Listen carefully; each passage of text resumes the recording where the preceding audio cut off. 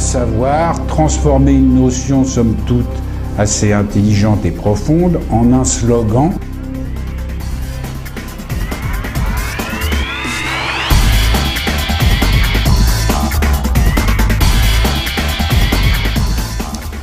Le knowledge management, comme l'entend son acception très française, est la gestion de la connaissance au sens large du terme.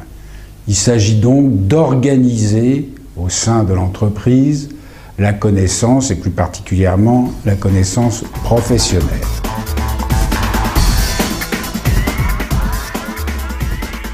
Les notions fondamentales sont de trois ordres. Premièrement, la notion d'ontologie. Pour gérer de la connaissance, il faut avoir un accord sur le langage, sur les concepts utilisés au sein d'une activité ou d'une entreprise. Deuxièmement, il faut constituer une mémoire de ce que l'on fait pour pouvoir s'y référer et partager les connaissances acquises. Troisièmement, il faut pouvoir transmettre, créer et développer des connaissances nouvelles.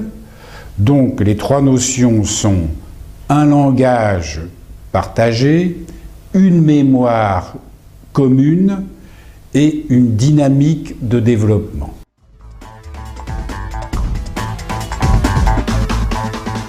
Les bénéfices attendus du knowledge management sont, de façon sommaire, premièrement, de mourir moins bête, dans une ignorance professionnelle plus restreinte, avec un savoir plus ouvert sur les autres métiers, les autres activités. Deuxièmement, de façon aussi sérieuse, de faire de la connaissance un avantage concurrentiel dans la conception des produits et des services, dans la réalisation de ces produits et de ces services.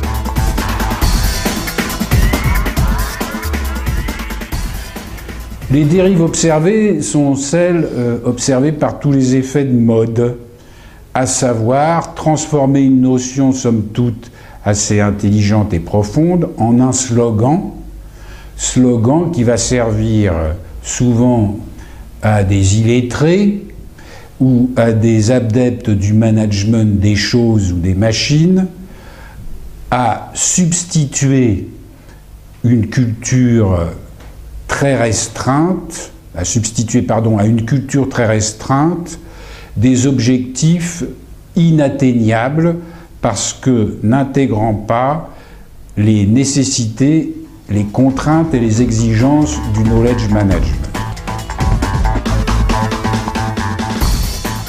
L'avenir du knowledge management est l'avenir de toutes les choses sérieuses qui peuvent être prises au sérieux ou au contraire devenir de purs effets de mode, c'est-à-dire c'est l'avenir de son traitement. Qu'est-ce que ça veut dire?